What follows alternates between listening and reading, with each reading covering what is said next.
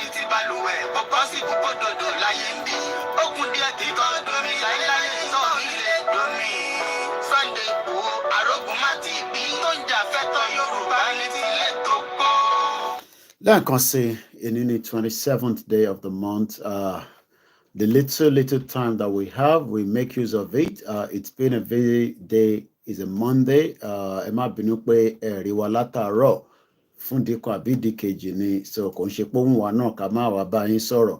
But now that we have just about from half an hour to an hour to discuss, ìbéèrè tí a kò tún béèrè náà ni pé the situation at home is getting worse and worse. A lot of our people are now in danger. How do we sort this danger? How do we stop it before it becomes more danger? Kini danger tan so when we look at the current situation of things in Nigeria right now, it is no longer a very smiling situation anymore. And this is why some of us are concerned and some of us are worried. Orúkọ mi ni Ọláyọmí Kóìkì tí gbogbo yín mọ̀ sí KOIKIMEDIA. Mo kí gbogbo àti ẹ tí ń darapọ̀ mọ́ wa lẹ́ẹ̀kan sí. In the last hours, I've been engaged. I've been reviewing my outing at the business summit. I've been going through some of those things I picked up from there. A lot of things I picked up. So I'm going to tidy up those things, start up, for those that wants to start up a business. These are things that we expect also to happen, in a country like Nigeria. But as it is right now, things are very, very difficult. Things are very, very tight.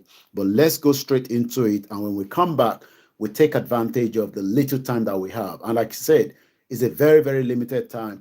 We might come back out later, but at the moment, as soon as I want to stop the program, I will just say we'll stop it. Make this situation at home continue to wash so that they can wake up. Well, TJ Babani, Moki Bishop Adeshina. Good afternoon to my mom. Good afternoon to Sadiq Nigbubo Shode Moki Kakribitet Darapọ̀ Mowa. Dizima 123. Program Tashilano, the diversity, we will pick it up probably maybe later in the night. But for now, let's just catch up quickly.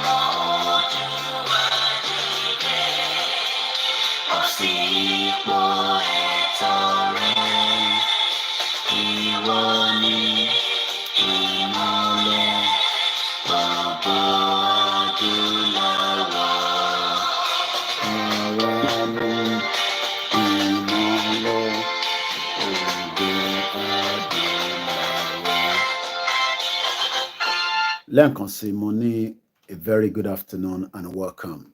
My name is Olayomi Koiki. Many people know me as KOIKIMEDIA, a platform that uses all its energy to educate àwọn èèyàn wa nílé. Kò ṣe pé níta náà nǹkan ò dán mọ́rán àbí kò difficult, but ìbéèrè tí ọ̀pọ̀lọpọ̀ àwọn tí wọ́n reach out sí wa, especially those that are concerned the present situation of being ṣe nílé. Àwọn èèyàn ń béèrè lọ́wọ́ wa pé ṣé bí a ṣe máa wò léléyìí tí ebi máa lu àwọn èèyàn wa pa nílé bí nǹkan ṣe ń lọ yìí. Mo ní kò sí option tí a tún ní. Option kan ta ní náà ni pé ká máa pariwo mọ́jọba kíjọba ṣe the needful fáwọn èèyàn wa, because the inflation at home right now is not smiling. A lot of àwọn èèyàn wa, they are now finding themselves in a very, very difficult situation. Mo wá ń béèrè lẹ́ẹ̀kan sí lọ́wọ́ gbogbo àwa tí à ń rìnrìn àjò yìí pé a ti sọ fáwọn èèyàn wa pé kó lọ máa ṣe oko etílé kó lè jẹ́ kí life kò easy fún yín. Kò sẹ́ni kankan tó máa fún anybody ní owó kankan as it is right now. Things are tough almost everywhere around the world. Diaspora ti invest so much heavily sínú ilẹ̀ Yorùbá, and they are still investing fáwọn tó ní opportunity. But some are now getting tired nítorí pé fúndì kan àbí ìdíkejì, they are not literally seeing the result. Mo kí àwọn tiwa ní Australia títí dé New Zealand. Mo kí gbogbo ẹ̀yin ẹ̀gbọ́n wa, ẹ̀yin ìyá wa tí ẹ̀ ń bẹ ní gbogbo òkè yẹn lọ́hùn. Mo kí ẹ̀yin tí ẹ wà ní Europe. Bẹ́ẹ̀ ni mo kí àwọn tó wà ní Turkey dé Cyprus. Mo kí àwọn tó wà ní Asia. We are different places lólúkálùkù wa wà. Intẹ́mi fẹ́ béèrè ni pé bí nǹkan ṣe ń lọ yìí nílé pẹ̀lú àwọn èèyàn wa, ṣé kò ní já pé káwọn èèyàn wa kí wọ́n gbé ariwo lọ báwọn politicians kó lọ béèrè lọ́wọ́ wọn pé kí ló dé tí wọ́n ń fìyà jẹ wọ́n, àbí ká fi wọ́n sílẹ̀ kọ́kọ́ máa ṣe tó wù wọ́n, àwọn olóṣèlú kó dẹ̀ máa fún wọn ní hope yẹn tí àmọ́jọ́ tó máa bọ́ sí. Àwa tá wà níta, the little we can do, we are trying our best. And I'm sure everybody tó wà níta, they are doing whatever they can do to support their loved ones and those that are not even their family. But there's little that we can do nígbà tá kì í ṣe government. Àwa kọ́ la ní resources lọ́wọ́ àwa tá ń campaign fún Yorùbá nation. We don't have that kind of resources láti translate it into ma sustain àwọn èèyàn nílé. Ẹ jọ̀ọ́ má bínú sí mi fún mi ní few minutes because I need to hold. So tá bá ń sọ fún àwọn èèyàn pé kí wọ́n ṣe sùúrù títí tíjọba yìí tó máa fi rí nǹkan ṣe fún wọn. Ìjọba fúnra rẹ̀ ń jẹ́ kó yé wa nísìn pé kò likely pé nǹkan máa dán mọ́rán nílé. That literally means that many of our people would have to sustain a very difficult time ahead. Nigeria, as of today, is not smiling. Nǹkan tough lójoojúmọ́ kò dẹ̀ likely. Mo kí bàbá wa ọmọ Abíọ́dún Ọba, mo kí gbogbo ẹ̀yin tẹ́ wà lórí ètò, ẹ má bínú torí I'm very, very limited with time. So the program, it can end in the next 30 minutes or less than that, or 40 minutes because of the background noise. Mo kò l'opportunity pé àwọn ọmọ ti kúrò nínú ilé for few minutes. Ìyẹn mo ṣe sáré jáde pé káráyé sọ̀rọ̀ kó tó di pé bí a ti bá ní time láti wá lálẹ́ or not. Now, bí nǹkan ṣe ń lọ lọ́wọ́lọ́wọ́ ní Nàìjíríà báyìí, ẹ ṣé gan ni bàbá ọmọ Abíọ́dún Chapel. Ọ̀pọ̀lọpọ̀ ń kígbe gbé pa wọn. Ọ̀pọ̀lọpọ̀ ń pariwo pé àwọn ò ní access sí medical. Ọ̀pọ̀lọpọ̀ wà concern security wise. Nínú gbogbo ẹ̀kẹ̀rẹ́, ìjọba fúnra rẹ̀ ó ń jẹ́ kó yé wa pé àwọn gan ọwọ́ àwọn tight. Tẹ́ bá wo report tó ń jáde within the last few weeks and months, ariwo tó ń jẹ́ kó yé gbogbo aráàlú lénìí òun ni pé the federal government does not have the money. I don't buy that and I don't believe that. But that is in terms of fún gbogbo ọmọ Yorùbá nìyẹn. Now, ìgbésẹ̀ wo ló yẹ kí irú àwọn bá gbé lásìkò tí ebi ti wọnú ìlú báyìí? Because bá ṣe ń sọ̀rọ̀ báyìí, ebi ti wà nínú ìlú. Kò ń ṣe lọ́dọ̀ tiwa nìkan lebi wà. Ebi ń bẹ nílẹ̀ Ìgbò náà, bẹ́ẹ̀ ló ń bẹ nílẹ̀ Haúsá, ó ń bẹ ní Middle Belt. But ní ọ̀dọ̀ tiwa ní South West, tá à ń pè nílẹ̀ Yorùbá, ẹ̀yin ọ̀jọ̀gbọ́n ni mo fẹ́ bá sọ̀rọ̀. Ìgbésẹ̀ wo gan ni ó tọ́ sí àwọn ọba ní wákàtí láti establish to make sure that ebi tó ń pa àwọn èèyàn ó ń sọ àwọn èèyàn di many things. We are seeing many of our youth, especially àwọn ọ̀dọ́, that they are dabbling into many crimes. Èmi máa ń sọ ní gbogbo ìgbà, ó wà nínú Nàìjíríà lénìí, ó kò sí l'opportunity ni, ó lè rìnrìn àjò, but in tó bá ti mú ẹ commit crime, ó máa difficult fún ẹ láti gbé níta. Crime is something that you should avoid. But ó dùn lẹ́nu kémi jókòó síbí nígbà tẹ́mi ti jẹun, mo ti jẹ tàárọ̀, mo ti jẹ tọ̀sán, mo ń dúró talẹ́, kí wọ́n máa sọ fẹ́ni tó wà nílé tí ebi ń pa pé kó má dab into crime, kó má dab into 419, into one kind of shady business. It'll be very difficult. But at this time, nílẹ̀ Yorùbá, níbi tílẹ̀ Yorùbá délé ní, at this time, at this particular time, kí lẹ̀yin rò pé àwọn èèyàn wa ìgbésẹ̀ tí wọ́n gbọ́dọ̀ máa gbé to minimize this hunger, láti lè jẹ́ kí ebi tó ń pa wọ́n yìí kó wà reduce a little bit? Lótìtọ́ kò ń ṣe gbogbo wa la fẹ́ bí nǹkan ṣe wà, but it is not something that we are pleased with. Many of the diaspora are concerned. I don't know about those at home, but these are the message I'm getting almost on a daily basis. There are so many NGOs tó wà nílé tó ń ṣiṣẹ́ trying to support people. But the basic point, the most important thing, the government has the big role to play now. Do we now start telling our governors? Maybe, I don't know. I don't know whether they have these already. If there's any kind of silos, these silos, Bawa, maybe this is the time to release the grains and feed the people.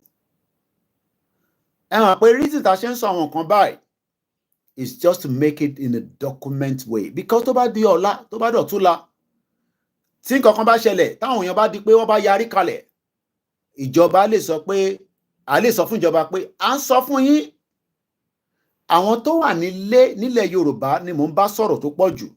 Kò ń ṣe pé àwọn tó kù tó jẹ́ ọmọ Nàìjíríà náà wọn kì í ṣèyàn, àwọn tiwa tó kàn mí lára. Torí pé ẹni tó kàn ló mọ̀, òun lọ̀rọ̀ tó ń bẹ nílé lọ́wọ́lọ́wọ́ yìí. Ẹni tó kàn ló mọ̀ o. Tí bá ní kò kàn mí, tó bá lọ kọlu èèyàn tèmi nílé, ṣe mọ̀ pé ó máa difficult, mo ní lè jáde kí wọ́n pariwo síta.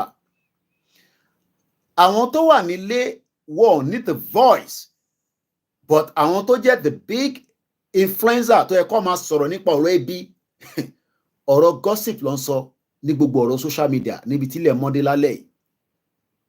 But àwọn diaspora love gossip because wọ́n ní time láti jókòó wo program yẹn. Àwọn tó wà nílé kọ̀ọ̀kan náà ń wò ó. But ibi tó ṣe pàtàkì sí lálẹ́ yìí tílẹ̀ ti fẹ́ ṣú ní Nàìjíríà ní aago 6 fi lọ lù. You guys are 1 hour ahead of us. Ó ní pé ariwo ebi làwọn èèyàn ń pa o. Ìlú tó bá dẹ̀ ti di pé ebi bá ń pa àwọn èèyàn frequently, tí ìyá ò lè support ọmọ, tọ́mọ ò lè support ìyá, tí bá ná ọmọ tó ti graduate, because many of àwọn tó graduate lẹ́ni nísìn wọn ò níṣẹ́. So àwọn ló yẹ kó máa feed àwọn òbí wọn, but òbí fúnra rẹ̀ gan kò lè gbà lọ́wọ́ wọn nítorí pé àwọn ọmọ yẹn ò níṣẹ́. Àwọn tó dẹ̀ tún ń ṣe díẹ̀díẹ̀, they are making life difficult for them. Wọ́n ń jẹ́ kí ayé wọ́n fi ń ni wọ́n lára. Ẹ sọ fún àwọn Southwest governor, à ń bẹ̀ wọ́n, tá bá ní tó ń pè ní silos, mo bẹ̀ wọ́n kó ṣí silos, kó feed àwọn èèyàn. Tẹ́ bá wá mọ̀ pé à ní silos, ibi tá bá ti ní grains, ẹ máa lọ rà ní. Ẹ bẹ̀rẹ̀ sí distribute grains fáwọn èèyàn ní gbogbo ibi tí wọ́n lè máa lọ gbìn nǹkan. Gbogbo ibi tí àwọn èèyàn wá wà nílẹ̀ Yorùbá, ẹ fún wọn ní èso ní ọ̀nà oríṣiríṣi 5-6 kó lọ máa gbìn ní gbogbo agbègbè wọn.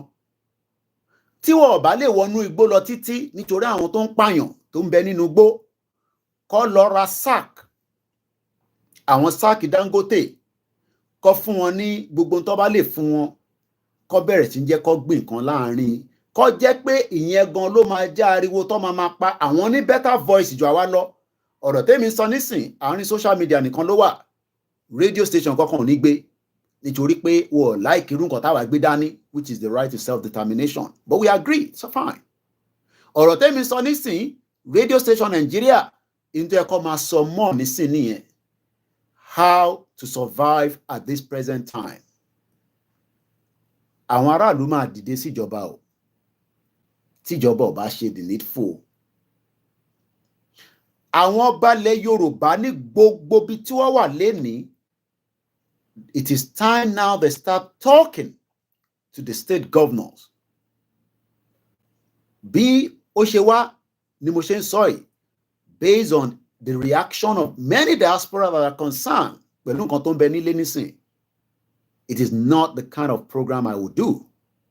But like I said, the diaspora are concerned. Mo báyàn sọ̀rọ̀ láàárọ̀ yìí ní Nàìjíríà. Wọ́n jẹ́ kó yé mi pé béèyàn bá ní up to, I don't know whether it's true or false. Ẹ̀yin tẹ́ wà nílé, you might be able to tell me. Ìtẹ́ bá sọ fún wa, là ń take. I am not on the ground. Even tí bá ní káwọn tó ń bá wa ṣiṣẹ́ kó lọ investigate, ó níwọ̀n bá kọ́ lè ṣe o. Wọ́n ní ẹni tó bá sick kan tó bá fẹ́ gba medical card ní Nàìjíríà lénìí nísìn, it costs between 10,000 to 15,000 naira. The question is, ṣé àwọn èèyàn nírú owó tó tó yẹn láti fi gba card lásán card I mean medical card pé o fẹ́ lọ general hospital. Now, if the governors, Sherry, ẹ má ká parọ́ fúnra wa, owó ṣì ń bẹ nínú Nàìjíríà o. Wọ́n jẹ́ kó circulate ni o. Gbogbo ọ̀rọ̀ pé wọ́n sọ pé wọ́n ní owó lọ́wọ́, mo gbọ́ Dàpọ̀ Abíọ́dún, the governor, tó sọ̀rọ̀ lórí Ṣeun Ọ̀kínbálóyè Politics Today lánàá. Tó ní ìjọba Bọ́lá Tinubu in tó gbà lọ́wọ́ Buhari òun ló ń lọ lọ́nkàn yẹn. Ṣé rí gbogbo rhetorics tó ń sọ yẹn?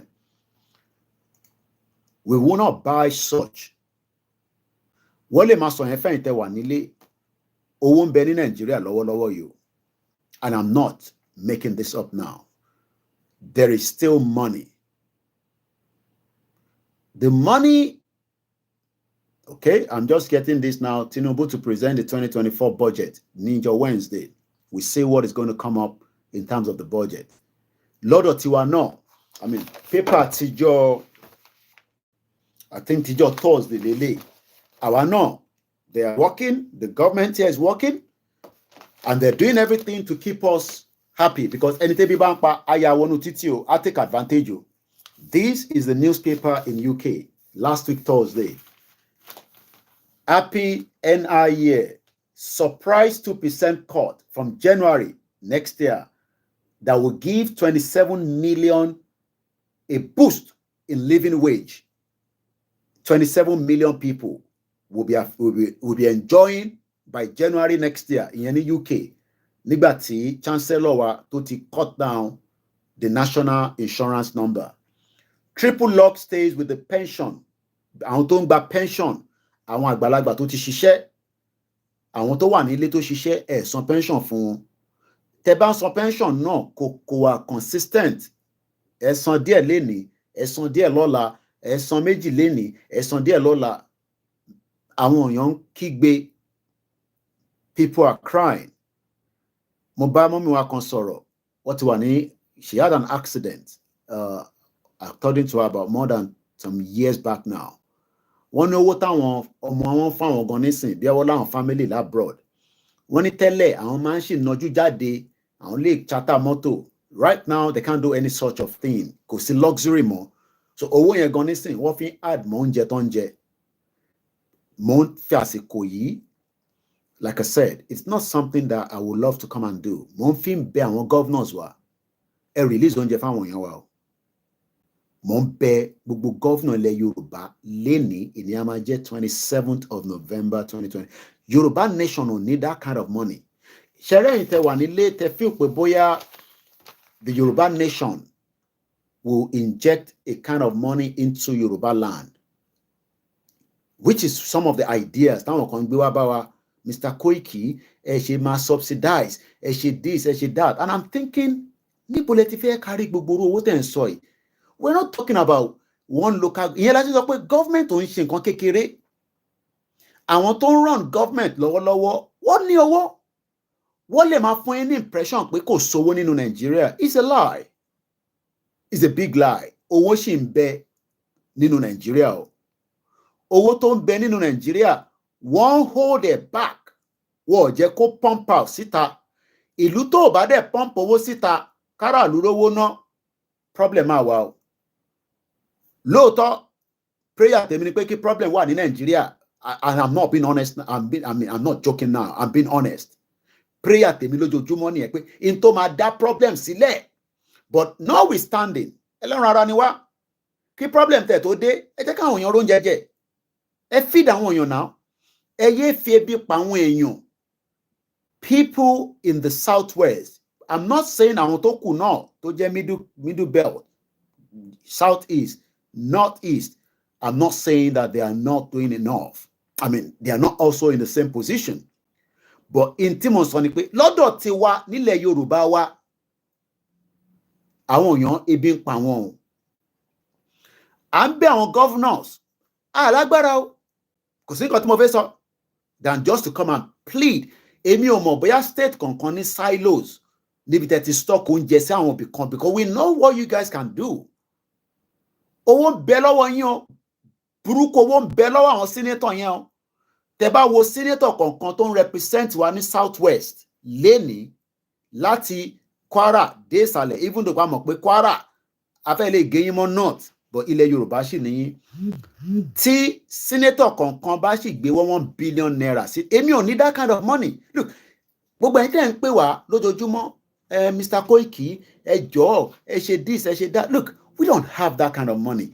And the least I will come out kí n máa sọ fáwọn èèyàn pé èmi náà tún fẹ́ dá foundation sílẹ̀, ẹ máa dáwó fún mi ká máa fi ṣóúnjẹ fáwọn èèyàn. I don't think, those kind of things can work. Àfi tá a bá ń parọ́ fúnra wa. I am not being joking. I mean, we can set up those kind of things, but I'm sure you know what that means. Gbogbo àwọn tó ń ṣe àníwó wrong. Koko Foundation is trying his best. Oriyomi Hamzat is trying his best. Many people like that. Àwọn tí mo rántí nìyẹn. There are so many NGOs that are working in the healthcare, in providing food, in providing services. But the governors, our senators, ṣé rí owó tẹ̀ ń tọ́jú pamọ́ sínú báǹkì yẹn, ẹ̀yin ò ṣe release 1 billion jáde nínú ẹ̀. Kẹ wá fi ní kọlọ̀ ọ̀rọ̀ oúnjẹ jáde ní truck, ká dẹ̀ máa rí pé yes, at least, even if it's just the next 3 months, ká tẹ̀ kọ́kọ́ fi jẹ́ pé stabilization oúnjẹ kò ní sí ní 191 local government in Yoruba land today. Tẹ́ bá sá fún gbogbo nǹkan bẹ́ẹ̀, wàhálà máa dé o. Wàhálà máa dé tí mo sọ yẹn kò ní ṣe pé mi mo fẹ́ inject wàhálà o. Ebi ló máa jẹ́ kí wàhálà yẹn dé táwọn èèyàn ní gbọ́n kankan mọ́ o. Right now, àwọn èèyàn sì ń gbọ́ nítorí pé wọ́n sì manage yẹn tí ń di tí kò ṣe manage mọ́. And all this has been because the whole problem of Nigeria kò ń ṣe one simple solution. Samawa solution kan sí Mr. Koiki, ẹ jẹ́ ká túbọ̀ jẹ́ kí Tinubu. No, we are not. Look, Tinubu owó ń bẹ nínú Nàìjíríà kò kọ̀ pọ̀ débi pé wọ́n lè ṣe ní yàfùnyàfùn. Wọ́n lè sọ fún wa nísìnyí pé kò sówó kankan nínú Nàìjíríà náà. Ẹ má máa fún wa ní fàbú yẹn. I mean, fáwọn àtàwà níta. There is still money within the governors.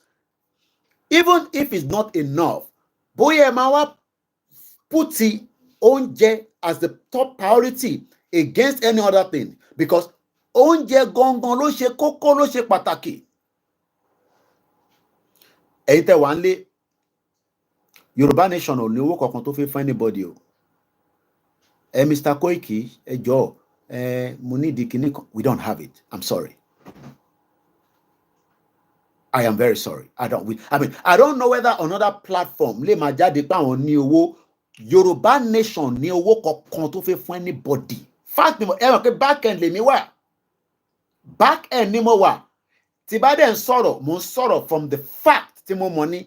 So ẹ má rò pé Yorùbá nation lè inject 1 billion naira kan pé kó lọ fi ra oúnjẹ kàkà fi ṣe Christmas ká tún fi ṣe New Year fáwọn èèyàn wa ní 191 local government. Àfi tá a bá ń parọ́ fúnra wa o. Individually, yes, a lè rẹ́ni tó máa fún yín ní 10,000, but kò ń ṣe gbogbo ẹ̀ ló máa rí 10,000 yẹn. Nígbà tí wọ́n bá ń rí 10,000 nítorí pé wọ́n rí, ǹjẹ́ òun consider ẹlòmíì tí kò ní family kankan àbí network níta? That is why we are telling the governors. Governor, look, if gbogbo àwọn senators, àwọn House of Reps, between each one of them, ní state kankan, wọ́n lè pull out 1 billion. 1 billion naira ní state wa kankan láti Lagos títí dókè lọ́hùn. Each state within the senators àti House of Rep kọ́kóra wọn jọ kọ́ release 1 billion. Àwọn ní kọ́kọ́ fún wa lówó yẹn, bọ̀ kọ́ra gàrí, kọ́ra ẹ̀wù, kódà kọ́kọ́ orúkọ wọn sí ká mọ̀ pé àwọn lọ ṣe, because that is what they do, that is what they love. Politicians they love nǹkan bẹ́ẹ̀ yẹn. Wọ́n love pé káwọn máa ṣe nǹkan, ẹ ṣe yẹn, ẹ múnú àwọn èèyàn dùn. Èmi ò ń ṣe àfáà, mo ń ṣe wòlíì yín o, mo dẹ̀ ń ṣe babaláwo yín. I am just talking from ibi tí mo mọ̀ pé tọ́rọ̀ ebi bá wọnú ẹ̀ tán, tébi bá débẹ̀ tán, ẹ̀ nílé control àwọn èèyàn. I know that is what I want. I pray for such. Every day tí bá ti ń sùn, tí bá ń jí, gbogbo tí Nàìjíríà fi lè dàrú pátápátá ni mò ń gbàdúrà. And I'm not joking, because ìlú yẹn ò kúkú gbádùn tẹ́lẹ̀, because tó bá kúkú dàrú, look, ìjà ń lọ lọ́wọ́lọ́wọ́ ní Middle East. Ṣé mọ̀ pé wọ́n ti aláàkọ́ gbóúnjẹ wọlé, So even though we bomb log baga bogo, nobody's happy with it. It's not something I'd love to talk about because olukaluku lo mo bi kini e se ndun si, and we are trying abroad. I know the proxies that is going on in the Middle East, but there is a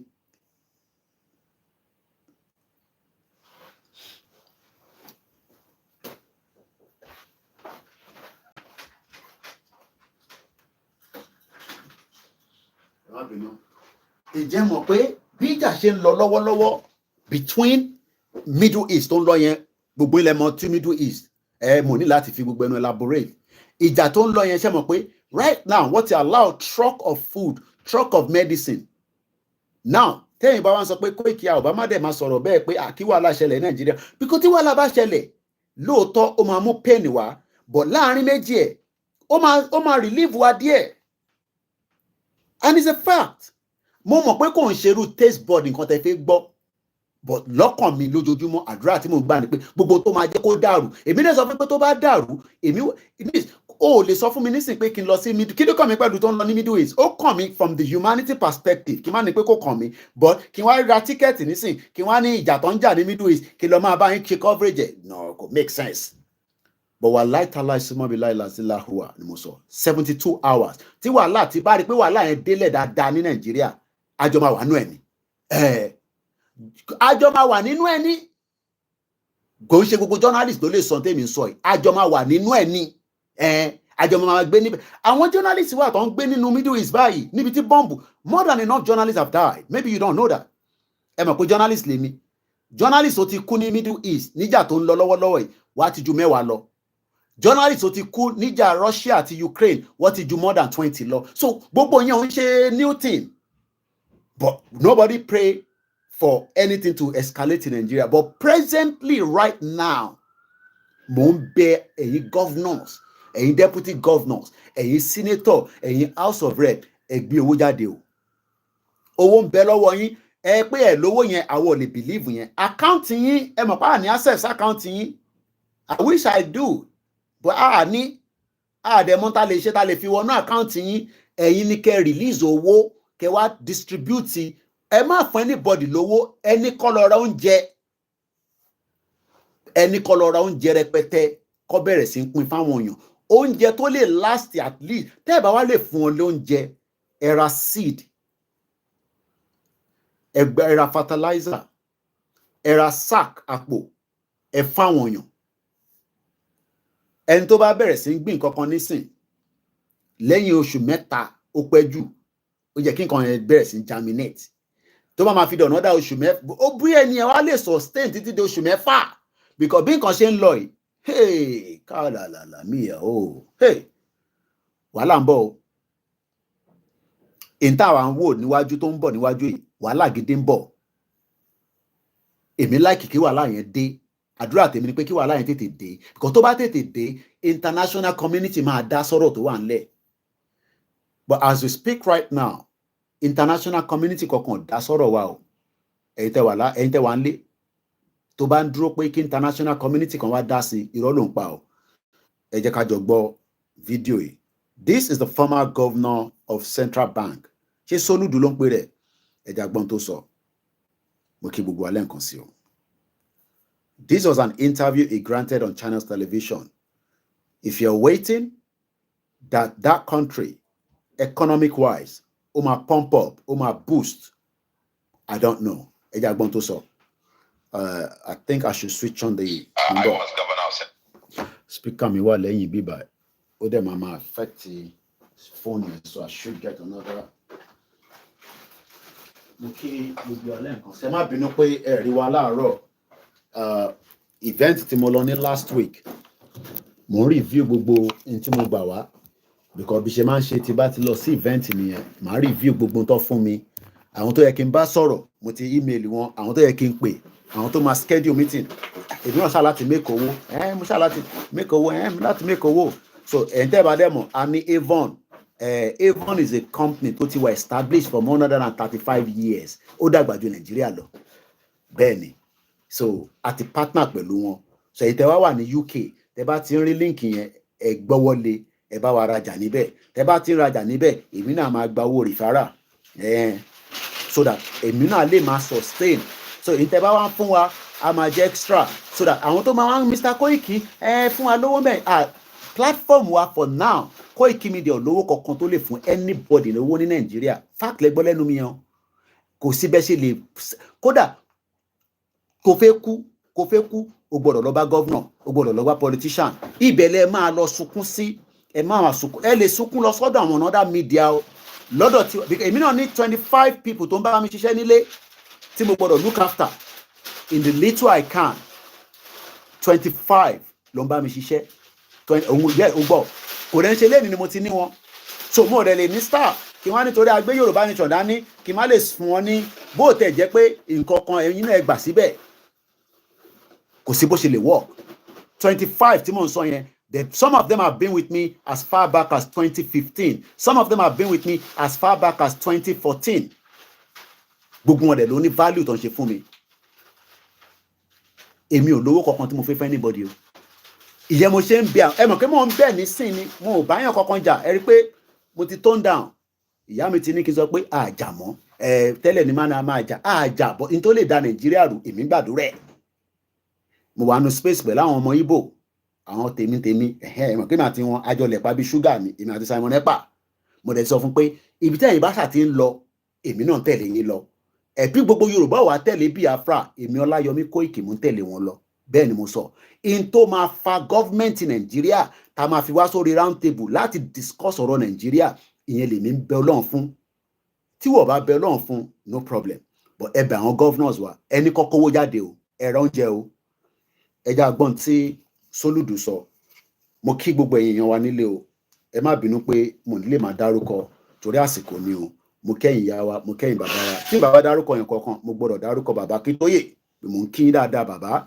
bàbá sọ fún mi bàbá Kítóyè ní ọ̀sẹ̀ kan tó kọjá lọ àjọwánú pàdé mo sọ fún yín ní ìjọ Saturday ọ̀rọ̀ pọ̀ táwọn bàbá yẹn sọ kọ́lọ́ọ̀bẹ Elédùmarè kó jẹ́ kí gbogbo táwọn bàbá yẹn fi ṣe kó wá sí ìmúṣẹ lẹ́ẹ̀kan sí ẹ̀yin tẹ́ bá wá ní owó labroad mo ní kó má fún yàn lówó má ní sọ pé Kóìkì ló ní kó má fún yàn lówó bàbá rẹ̀ ń tẹ́fẹ́ fún 10,000 50,000 1 million kódà ìbá rẹ̀ ń tẹ́fẹ́ fún 5 million but èmi o lọ́wọ́lọ́wọ́ yìí èmi gan lówó tí mo fẹ́ fún anybody fact mo sọ fún yàn mo kí easy dollar because àwa náà rely pé kẹ́yìn náà support àwa káwa náà lè fi ṣe kíni ká lè fi ṣe mọ́ so ìyẹn la ṣe tún partner pẹ̀lú Avon ò ń ṣe jẹ̀kújẹ̀kú àwọn tó mọ Avon o èmi kọ́ ni mo ní product yẹn sórí òun lélẹ̀ tèmi ni pé kémi polówó ẹ̀ fáwọn followers mi tó wà ní UK wọ́n ń deliver sí Nàìjíríà má rajà láti bí ní ó ń bọ̀ Nàìjíríà UK nìkan tó bá wá ní family ní bíbáyìí Kóìkì àmúdẹ̀ láìkì kankan tó ń tà níbẹ̀ lipstick dẹ̀ da ó lè da fún girlfriend mi perfume yìí da gbogbo nǹkan ló ń tà but wọ́n ń ta electronics but when it comes to in tó ń pè ní beauty 135 years the company ti fi wà so ó dẹ̀ ti wà ní digital so kò ń ṣe dandan ní kẹ́ ẹ rí èlé kódà ó ṣẹ̀ sẹ́ndì pálí kan sí mi ni mo tẹ̀lé pé nǹkan tó yẹn nígbà tó gbèdé kílé ilé ìkẹ́ but mo sọ wọn pé digital ni àwọn tèmi bá sọ̀rọ̀ àti wà ní digital level so tẹ bá ti rí link yẹn ẹ bá mi jù sí gbogbo platform ẹ̀yin backup channel wa ẹ bá mi jù síbẹ̀ so tẹ bá ti wá rí link ẹ̀yẹn gbọ́wọ́ tẹ́yìn bá ti gbọ́wọ́ lé link yẹn and you are buying from the KOIKIMEDIA ahead so tẹ́ ẹ bá ti rà látòrí link tèmi tẹ́ bá ẹ̀yin tó bá wá láàkáǹtì tẹ́lẹ̀ ìyẹn ní kankan tá lè ṣe sí but ẹ̀yin tẹ́ pé ẹ̀yin náà fẹ́ patronize wa pé Mr. Koiki wàhálà tó ń ṣe mo sọ fún yín pé full time job ni mo gbé dání lórí ọ̀rọ̀ Yorùbá Nation mo mọ̀ pé lọ́kàn àwọn kan àdúrà yín ni pé tó bá yá wà lọ wáṣẹ́ ẹ̀ ń tọ́ra yín mo sọ fún yín pé ọdún kan nílùú yìí tí n bá ṣiṣẹ́ mo ti ṣiṣẹ́ iṣẹ́ tí mo ti ṣe sílùú yìí tí mo ti ṣe kalẹ̀ sílùú yìí mo sì lè máa jèrè ẹ̀ in another 5 years mo ti ṣe bàbá iṣẹ́ time kan báyìí ẹ̀ ń báyàn nílé some 10 years ago iṣẹ́ mẹ́ta ni mò ń fà má farawé mi wọ́n tó ṣẹ̀ dé o àwọn àbúrò mi kan tó ṣẹ̀ dé 1,900 lówó ilé wọn every month má farawé Kóìkì pé ẹni tí Kóìkì ń sọ ìwọ tó ṣẹ̀ dé ọmọ tẹpámọ́ṣẹ́ o tẹpámọ́ṣẹ́ o 1,900 pounds wọ́n ṣẹ̀ gbà lé yẹn sọ́nà south east kí n má give too much details àtọkọ àti ìyàwó àtàwọn ọmọ lára àwọn tó ṣe kí ni àwọn ti jápa wọ́n ti jápa ni àwọn tó gbọ́n wọn ti jápa kò wá ń ṣe gbogbo alálè jápa kọbẹ̀ Elédùmarè kó má jẹ́ kí ebi kó pa àwọn èèyàn wa. Mo kí ìyá mi Grace Olúṣòótọ́, mo kí gbogbo ẹ̀yin èèyàn wa tẹ́ wà lórí ètò títí dé Australia títí dé Japan. Mo kí Sami Japan dáadáa, èèyàn ti Koiki, èèyàn ti gbowó ṣá, mo kí ẹ. Wọ́n ní you can market it through email marketing. À ń ṣiṣẹ́ lé lórí ẹ̀wọ̀n pé mo ní email gbogbo yín báyìí. Gbogbo yẹn náà wà lára iṣẹ́ ta lọ ṣe ní business show. Àwa náà 2024 ẹ̀rí yàtọ̀ KOIKIMEDIA díẹ̀ lórí ìrìn àjò Yorùbá Nation àti bí brand wa náà ṣe máa tẹ̀síwájú. Ẹ mọ̀ pé nísìnyí mo ní anybody ní email yín náà. Nígbà bá dẹ̀ ní email yín báwo ṣe máa send nǹkan sí yín. So the only way tí mo fi lè bá yín sọ̀rọ̀ náà ni ká jáde báyìí. Má wá sọ pé Koiki kí ni ẹni ṣe pẹ̀lú Yorùbá Nation, má bá mi sọ yẹn o. Partner tí mo partner pẹ̀lú wọn, mo lè partner pẹ̀lú another person. Kò díṣẹ́ Yorùbá Nation dàrú. Mo sọ fún yín pé Yorùbá Nation èmi ni last man standing yín. Bẹ́ẹ̀ ni mo sọ. Mo kí ẹ̀gbọ́n mi tún mo mọ̀ pé yín ni ìbẹ́ ti sá kúrò lórí YouTube, mo rí yín lórí YouTube mọ́. Ẹ ṣé gan-an ẹ̀gbọ́n mi dáadáa. Mo kí gbogbo ọmọ Yorùbá lẹ́ẹ̀kan sí. Ẹ jẹ́ a gbọ́ Sólúdù. Nígbà táwọn ọmọ kéékèèké tó ń pọwọ́ dà nínú bíbá rẹ̀. Ó ti yé yín àwọn tó yé ẹ̀yin tẹ́ wà nílé. Ó máa ń dùn mí pé ẹ̀rín kankan ṣe. I wish I am the government. But tí bá jẹ́ government ní Nàìjíríà, ọmọ lẹ́yìn kẹfìgì ilé mi náà, ó lè ní máa fi jà. Bẹ́ẹ̀ lẹ gbọ́ lẹ́nu mi. Tí bá wá ṣe Nigerian government politics, ẹ tètè lé mi, ó lè ní. Èmi wá sọ pé gbogbo àwọn tó ń ṣe olè ní wọn, but ẹja gbọ́n tí Sólúdù sọ. Nigeria is a crime scene. Kọ́lọ́run Elédùmarè kó bá wa ṣe ká kúrò nínú ẹ̀ ní kíákíá. Ẹja jọgbélé. And I met the exchange rate at about 138 naira. I am the governor that presided over having seen the rate move down from 138 to 120 to 118, and actually came down to 112 naira to the dollar before the global financial crisis of 2008, 2009. And I met $10 billion as external reserves and built it to the all-time almost 63 billion that we had. And even in spite of, payment of the 12 billion in external debt and then going through the worst financial crisis in history, I still left behind about 45 billion the day I left office. Now, I've seen this myself. I've seen it up, I've seen it down. And I know quite a few things, but there's something, a note I will leave with you. And that is that we must realize where we are coming from. That we sat here in this country and saw the monetary authorities literally printing money, literally illegally, and I must say, printing money. Because I superintended the development or the drafting of the 2007 Central Bank Act. And to prevent us from getting where we are today, that's why we had an explicit clause there that prevents central bank from lending, recklessly, granting ways and means advances to the federal government. And we explicitly put in the law that you cannot grant more than to federal government more than 5% of the previous year's actual revenue as ways and means advances to the federal government. And that so granted must be retired by the end of the year in which it is granted. And where the federal government fails to retire that, the central bank is forbidden by that law from further advancing ways and means to it. That's the law. 2007 Act of the Central Bank. By that law, I don't think there was any time that the ways and means advances would have been more than 250 billion at any point in time. Come on video and channels lónìí, and sometimes because of the technology ti dagan nísìn á kàn máa pa kí ló dé tó ń gbá fídíò ní fídíò lọ tó sọ̀rọ̀ ó yẹ kí yàn ṣe analysis lé lórí. Ṣe rí in tó ń lọ lọ́wọ́lọ́wọ́ ní Nàìjíríà nísìn bí Bishop Adesina ti sọ ó ti ju ọ̀rọ̀ inflation lọ, ó ti wà ní deflation. Mo kí ẹ̀yin ìyá wa, ẹ̀yin bàbá mi, ẹ̀yin ẹ̀gbọ́n mi, ẹ̀yin àbúrò mi. Ohun Yorùbá Nation kó subsidize so many things ká establish a lot of things but interface ṣe tọ́lẹ̀ náà nìyẹn kó tẹ̀ tó di pé Yorùbá nation dé fáwọn tá fẹ́ dá business sílẹ̀ àwọn tá fẹ́ máa ṣòwò àbọ̀rọ̀ mo yé yín nísìn but because mo kí ẹ̀gbọ́n mi Yẹmí Fátókì mo kí gbogbo yín lẹ́ẹ̀kan sí mo kí bàbá wa Yonkan Global Media àwọn ti Yorùbá Christian Association nìyẹn kò ń ṣe CAN Christian Association of Nigeria ẹ̀yin tẹ́ wà lábẹ́ CAN náà à ń kí yín ẹ mọ̀ kí mo tẹ̀ sọ̀rọ̀ àwọn religious center nísìn àní mò ń sọ pé àwọn governors ẹ bá wa ẹ pull owó jáde owó yìí ń bẹ lákàntì wọn they have the money especially serious money now Soludo gbogbo ọ̀rọ̀ tó ń sọ níbẹ̀ yẹn ọ̀rọ̀ tó ní kìmí ló ń sọ ọ̀rọ̀ tó ní value ló ń sọ gbogbo tí wọ́n ń sọ fún wa ìjọba ò lówó lọ́wọ́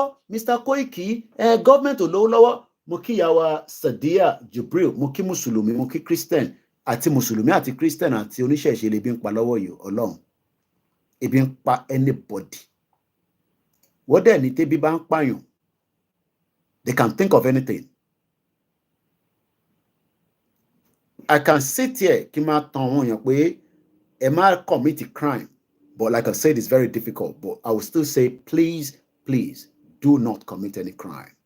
Mo kí bàbá wa Dáréjò I know it's a very tough one very very tough look at least lẹ́ni mo ti jẹ oúnjẹ méjì mo sì máa jẹ talẹ́ mo ń dókè ìyàwó mi kó wọlé padà ni mo ti jẹ oúnjẹ méjì lẹ́ni kò ń ṣe pé mo tún ní snacks tí mo lè lọ fi níbò but lẹ́ẹ̀kọ̀ọ̀kan wàá tún máa wo eyín ẹ̀ torí àjẹjù gan kó má di pé wà á ti dentist ẹjọ́ máa ṣe fàájì ni kó má yẹ kó wà á ti doctor ẹjọ́ máa ṣe fàájì so àwa náà máa ń control nǹkan tá à ń jẹ oúnjẹ pọ̀ ó surplus nílẹ̀ Yorùbá wa lénìí ọmọ oúnjẹ ò surplus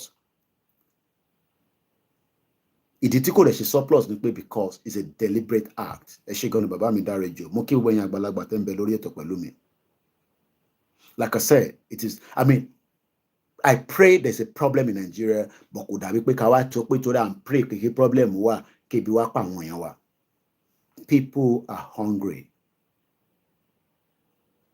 ẹ̀yin tẹ́ mọ̀ àwọn politicians èmi ò mọ̀ wọ́n tẹ́lẹ̀ ni mo ní access wọn mo mọ̀ wọ́n dáadáa bọ̀yẹn tí mo fi ní access wọn ó ti ṣaláìsí kọ́lọ̀ fọ́run kẹ Dàpọ̀ Williams ìjọba dẹ̀ tuntun to change ìjọba Buhari nígbà yẹn but nísìn èmi ò mọ̀yàn kankan nínú government as far as I'm concerned I don't know anybody in the government ẹ̀yin tẹ́ ní access sí wọn ẹ bá wa sọ fún wọn pé kọ́ lọ ra oúnjẹ kárí truck and truck of food kọ́ distribute ṣe rí gbogbo oúnjẹ kéékèèké tó ń fún àwọn èèyàn gàrí tó ṣe jẹ fún family méjì mẹ́ta ìyẹn ò lè work nílùú iná food bank wà pẹ̀lú pé bí ìlú ìṣe dá tó àwọn èèyàn sì ń lọ sínú food bank èèyàn kan ní first class hunger bàbá wa Adéyẹmí Olúwọlé wọn ní first class tó fi lè sọ pé first class ẹ mọ̀ pé tó bá fẹ́ wọ plane irú àwa báyìí nísìnyí kọ́lọ̀ ń jẹ́ káwa náà lè débi tá a máa wọ business class lọ jókòó àbá tí ń wọ nínú plane lọ báyìí kọ́lọ̀ ń jẹ́ kí wọ́n náà wọ plane ó sọ́pà mi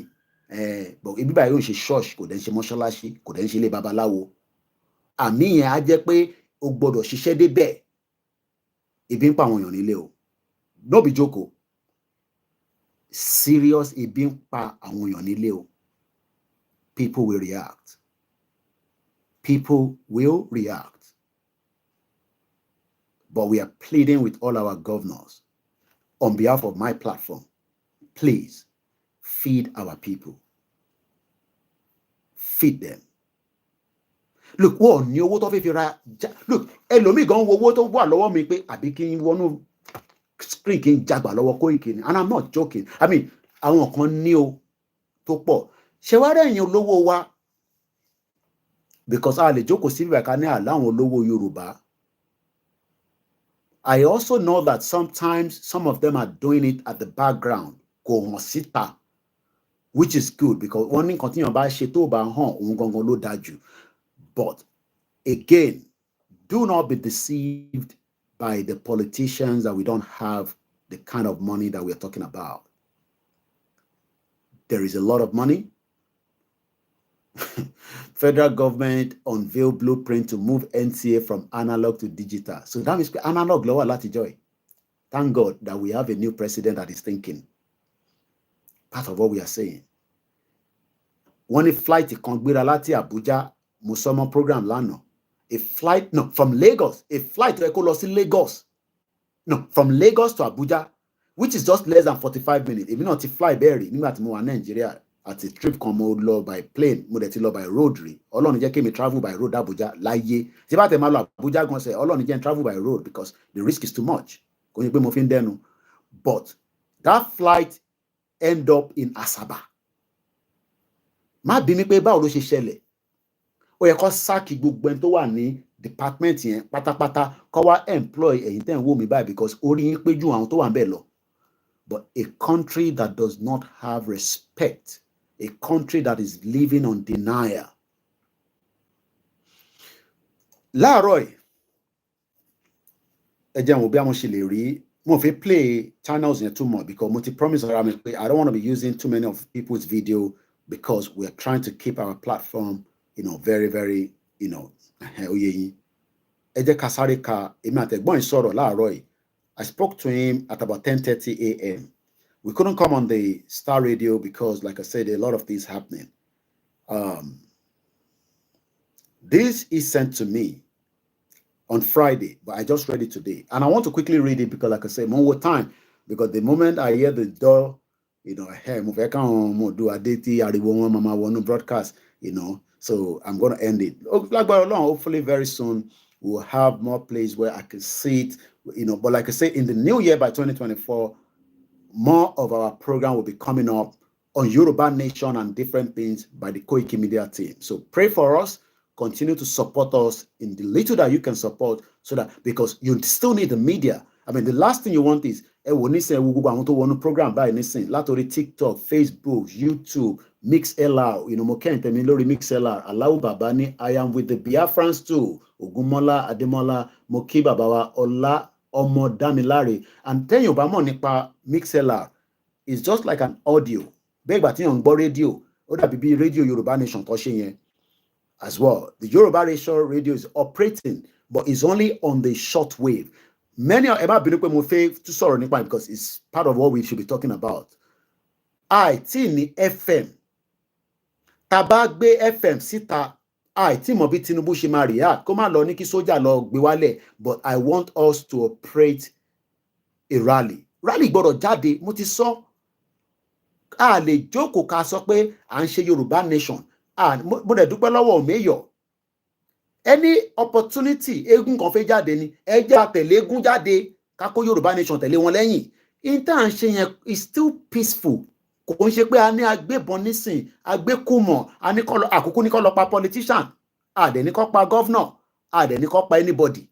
So ẹ̀yin tẹ́ wà nílé mo understand pé again tẹ́bí gan bá wà nínú Koiki, òun sọ fún àwọn èèyàn kan jáde bí ìwọ náà ló tún débi ń pa àwọn èèyàn. Nǹkan kan gbọ́dọ̀ mú kankan jáde. Tó bá jẹ́ pé lórí ọ̀rọ̀ pé bí ń pa wá la máa tẹ̀ fi jáde síta, èèyàn kan ní dìgbà kan tán ní tó bá jẹ́ pé lórí bàbá wa Àdògán àti Fatai, Alhaji Fatai, tó bá torí wọn la tẹ̀ jáde síta.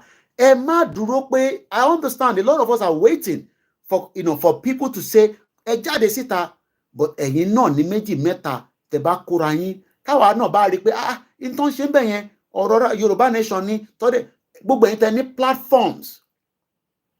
Ẹjọ́ tá à ń rò nínú platform yẹn is very good, but tó o bá ti wà materialized in practical, we are still all going to be doing what we are doing.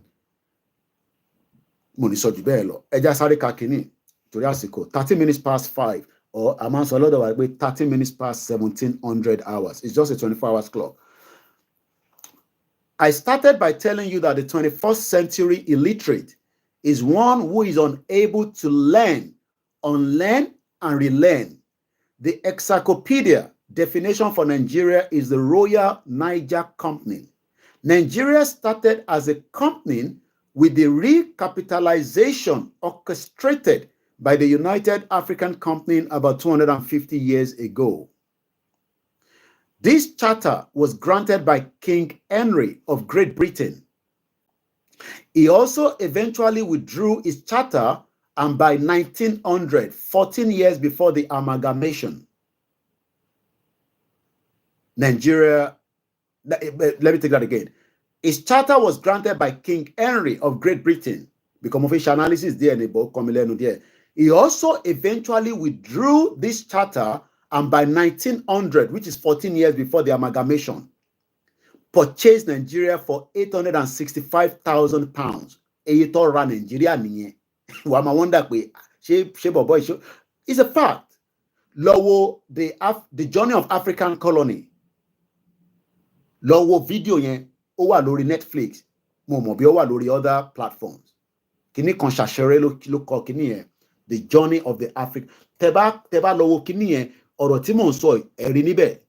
The journey Fesare Moento Kojade, the journey of African colony. The journey of African colony.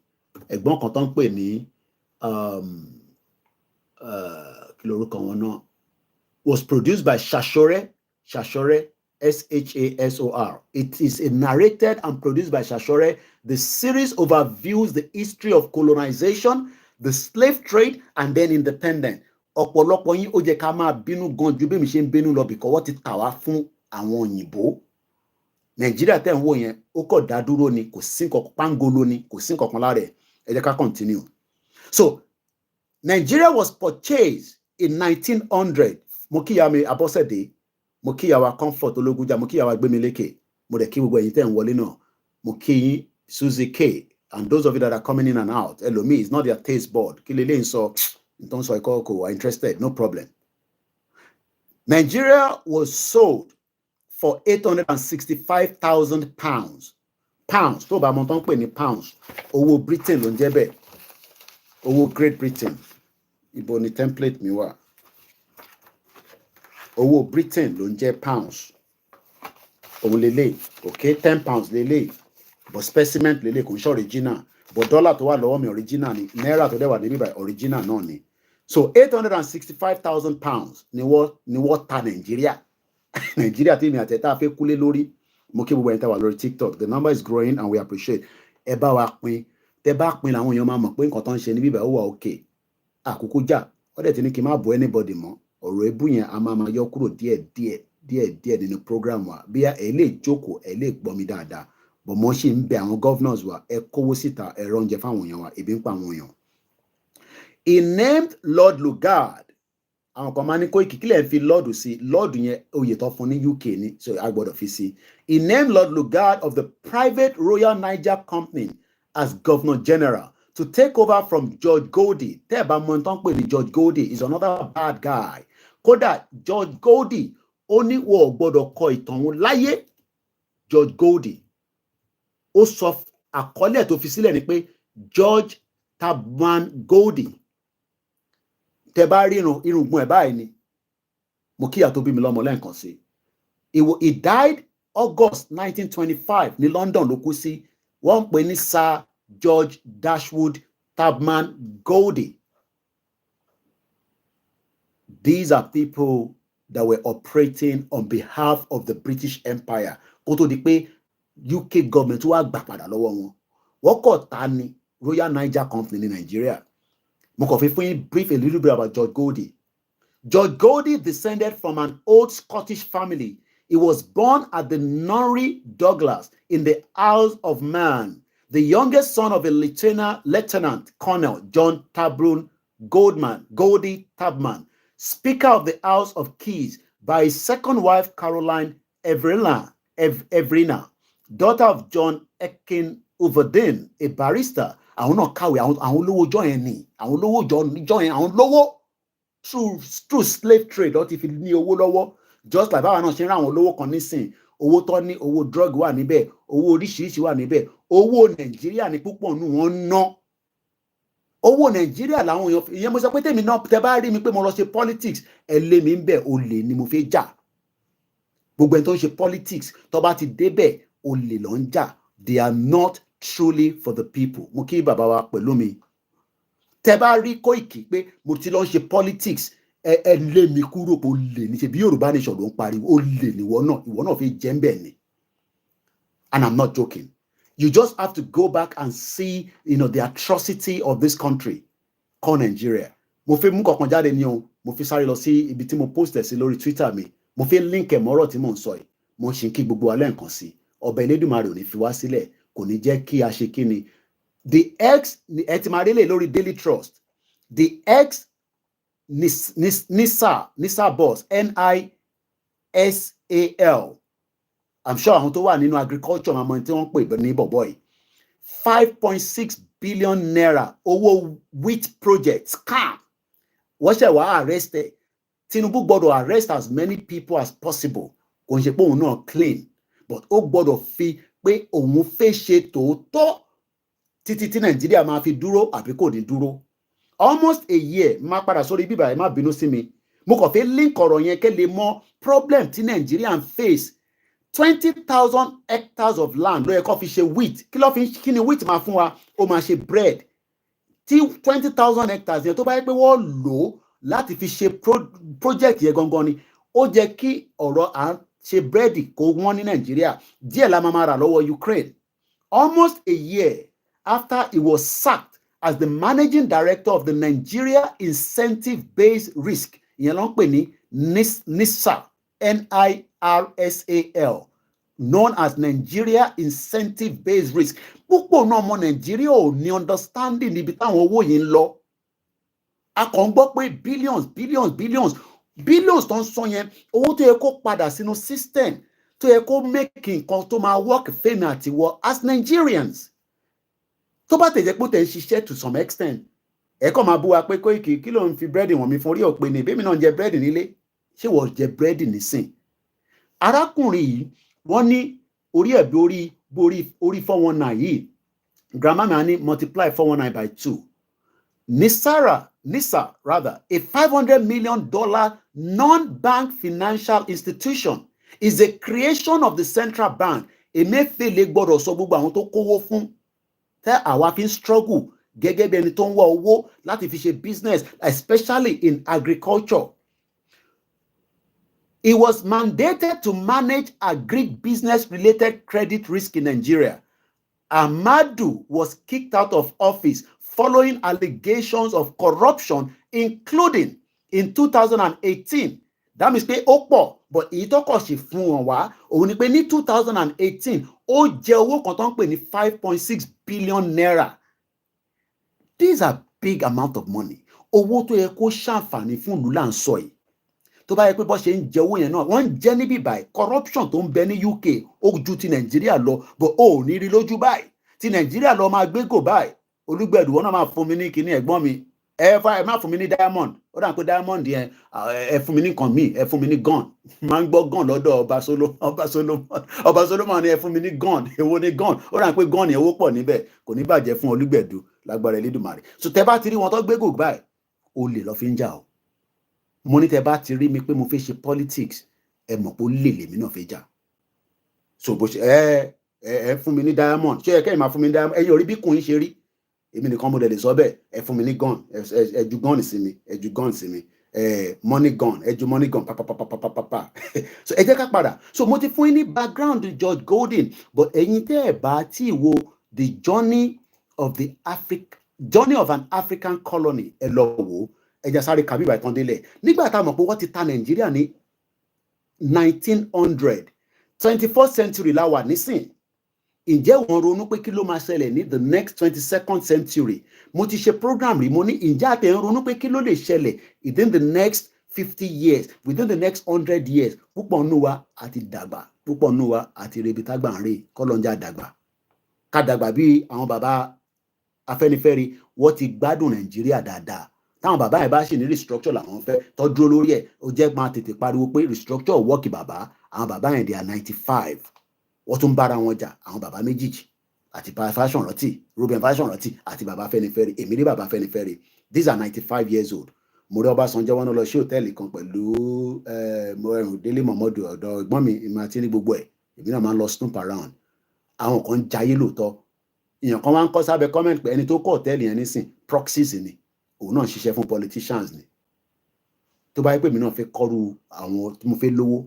kò ṣe tẹnu 2015 mo ní access sí federal government kọ́lọ̀n fọ́run kẹ́dàpọ̀ Williams ó bẹ̀ mí tì ó ní wọn kì í bá government jà àìtí ìbẹ̀rẹ̀ Yorùbá nation ó ní kò sẹ́ni tó ń bá government jà ó ní má bá gọ́ọ̀mẹ̀ntì jà. Òun náà fúnra rẹ̀ nísìn ó ti lọ síbi tágbà ń rè. He died here in London. Mo fi sọ bí ikú yẹn ṣe rí fún yín. Àwọn tó bá mọ story ikú Dàpọ̀ Williams ẹ máa bá wọn sunkún ni. Ó ní ṣìgìdì owó lọ́wọ́. A máa parí ètò yìí torí ariwo yẹn máa wọlé dé. Bọ̀ ẹ jẹ́ sáré ka ilé ìtọ́ délẹ̀. Màá ní kọ́ fún mi ní 10 minutes no noise. So this charter, because mo gbọ́dọ̀ hold inú ilé mi for too long, is a Monday evening and they have to do so many things. The charter was granted by King Henry of Great Britain. He also eventually withdrew this charter and by 1900 purchased Nigeria for £865,000. He named Lord Lugard of the private Royal Niger Company as the Governor General to take over from George Goldie of the Royal Niger Company, Etimagbo Royal Niger Company. This is the title given to the head of multinational corporation in those days. Big tá ń sọ̀rọ̀ Google lẹ́ni, tá ń sọ̀rọ̀ Microsoft, tá ń sọ̀rọ̀ Apple. Now, because of the way the country commenced as a business venture, it is understandable why you must have financials. International banks now disguised as CBN. This is not how a typical nation is built. That shows that Nigeria is not a nation. Nigeria is a country. A nation is àwọn tó ń sọ ẹ̀yà ọ̀tọ̀ọ̀tọ̀. Okay? Many of us are mixing that up. A typical nation starts out as a sovereign, personified in a monarch or a king. Ọba ló ń rán ìlú yìí. Kò sẹ́ni tó fẹ́ jẹ prime minister. Àkọ́kọ́ lọ júbà ọba ìlú yìí náà. God bless the king. Ìwọ lè bu ìgbà ilé mi ń gbé. Can move forward quickly. Today I'm going to end programming. If the monarch is subvert, it is represented by a duke, the personification of a constitutional government, which becomes a republic. In all these, the sovereignty, the flesh, and the blood, living essence of the nation still obtains, and therefore by the collaboration of all the barons, the richest landowners in the geographical expression, all the wealth belongs to the country, and the country has its own monetary system administered by the state treasury. Located in the Ministry of Finance, it is a pity that we are very, very deliberately poorly educated about nation building.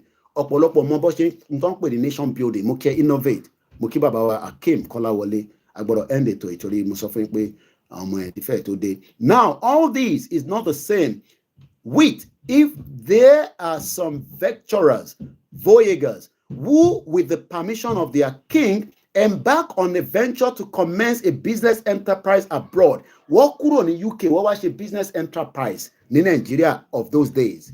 Kó tó di Nigeria. Starting with the vessel, they will convey you the soldiers that execute wars to be persecuted against the indigenes or the indigenous people like myself. Wọ́n wọlé dé àgbà wọn lálejò. We saw what happened. Wọ́n padà tà wá gbẹ̀yìn ní fún ẹrú. Because òyìnbó dé gẹ́gẹ́ bí àlejò ni àgbà wọn wọlé ni. A ti wà civilized kó òyìnbó tó dé. Gbogbo ẹ̀ láti sọ fún yín tẹ́lẹ̀ rí. Now let's go further. If need be, the lawyers that would draft agreement treaties ni wọ́n sign níjọ́ náà long with local authorities and even constitute new corporate government and status by which to run the new corporate. Ìyẹn lọ́sẹ̀ máa ń sọ pé ṣé Aláàfin ti jọ ọ̀hún ṣó ṣe treaty pẹ̀lú àwọn òyìnbó? Kí ni treaty tó ṣe? Ṣé treaty pé kó tà wá pátápátá ni? Ṣé treaty yẹn ṣe Aláàfin kò ń ṣe Aláàfin tó kú yìí o ti bàbá tiẹ̀ lọ́hùn? Because ìtàn tá a gbọ́ ni pé Aláàfin ti jọ́ náà lọ́hùn ó láwọn treaty tó sign pẹ̀lú ọba ìlú yìí. So let's go further.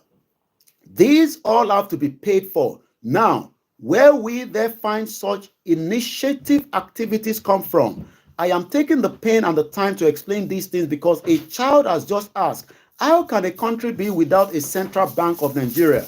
This question is very unbecoming of an educated erudite, except he or she is pretending to be a congenital idiot sponsored by an organized opposition. Now, in the case and history of Nigeria, you may now understand why independence were Republic of Nigeria, but for only 6 years, there was a ruse, the Civil War, that returned our status to a corporation, returning the activities of the Nigerian Treasury back to the independent lender status of the international bankers represented by the CBN.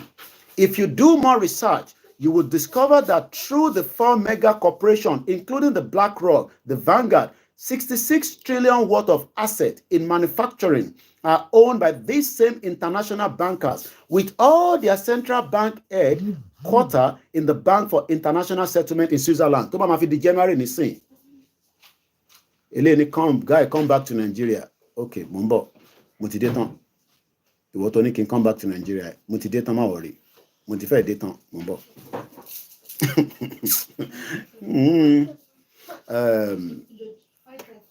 You borrow against the currency, you must transact with internationally. Does it make sense? Now, tó bá máa fi di January, most of you will start hearing Davos is where every conversation around the world, ibẹ̀ ló ti máa ń ṣe ìpàdé, ó máa ṣẹlẹ̀ ní January. For you to attend, tó bá ní owó gidi, ó lè lọ. It costs hell. Davos, Google it. If you look critically at the recent political happenings in the country, you cannot but observe the insistence at maintaining this status quo, Nigeria as a corporation. Now, within this corporation, how can you, by some arranged election, take away the private corporation of some international entities with question mark? You must be experiencing some hallucinations. Toba must spelling it. HALLUCINTIONS.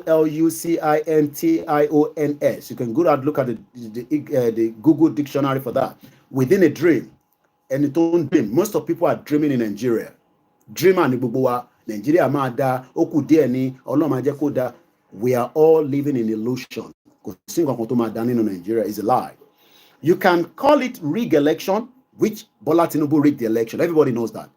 Ó kàn yẹ pé ó favor àwa Yorùbá ni, ó rig ẹ̀ ni. Òun náà dẹ̀ nígbà kí Òbí wọlé àtàtìkù. Everybody knows that. We know that it was a rigged election. You can call it rigged election. The business owner call it holding on to the control of their property. Or gbọ́dọ̀ hold on to that property, which is Nigeria. With a little more education, you can understand why every public document of this private government is addressed as Federal Republic of Nigeria. Mo fẹ́ kẹ́ take note of this. Kí ló dé tí wọ́n máa address ẹ̀ ní capital letter? Federal Republic of Nigeria. Why is it in capital? All in capital letter. This is how you will write the name of a dead legal fiction. It might have been Federal Republic of Nigeria, all in small letter, but the beginning will be capital letter in F, capital letter in R, and capital letter in N. But today, they write everything in capital letter, Federal Republic of Nigeria. If we were truly a sovereign nation, but it actually was Republic of Nigeria until the Civil War, a distraction actively engaging traitors, both in the legal, accounting, and the military profession. Now, in the light of these above, which I believe you should educatedly research and verify before criticizing, you understand why and what the indigenous government of Kenya means when they say they will only transact internationally using the Kenya shillings. They are kicking out their central bank diplomatically. It is preposterously of us as a full-grown adult to be realizing that we are borrowing naira. Take it, like it or not. This is the fact that is why we do not have control of it. It has become an international standard for stealing from the corporation, pretending to be nations. We are not a nation. You cannot agree to devalue the currency, naira, by which you transact with the rest of the world, except you have no control of it. Thus, it is not your own. Libya transacted with the test of the world using the Libya dinar. Gaddafi. Everybody knows the reason why Gaddafi was killed. Libya, for the last only God knows, one, the government, but Oshi better than Nigeria. Libya is a country that doesn't have it. Ìjọba méjì ló operate in Libya. Program by. Two separate governments ló operate in Libya. They are far better than Tinubu to operate in Nigeria. Libya transacted with the test of the world using the Libyan dinar as the highest currency in the world for 42 years. Muhammad Gaddafi had to be killed to change that. He represented the flesh and the blood sovereignty of Libya, one of the richest countries in the world, until he was killed. Libya, one man salary for one benefit, benefit in the UK. And just to finish it off, we are not ready to grow. It is okay, but to say that for 63 years Nigerians are the most unfortunate in the eyes of God due to corruption is a lie from the pit of hell. You can send this to me. That is how far I can go. Thank you so much. My name is Olami Koiki. If time permit, we'll come out later for another beautiful evening program in the night. If otherwise, just keep that notification button on and you will definitely catch me whenever you want. Moki bubu alenkan si o. Moki ya mi lenkan si. Thank you so much. Moki àwọn family mi. Mo de ki gbogbo àwọn èèyàn wa. Moki Gbowosha. Moki Baba Kitoye. Moki YSDM. Moki Global Directorate.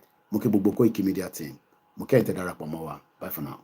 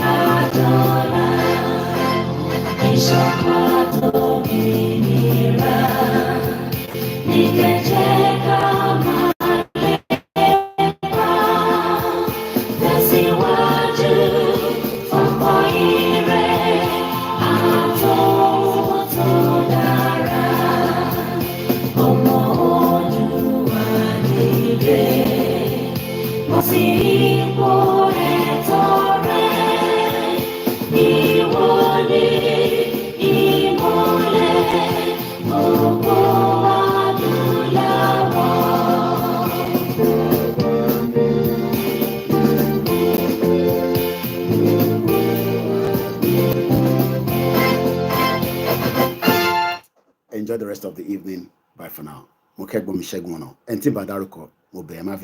Mr. Ola Kayode Moki. Bye for now, everybody. Good evening.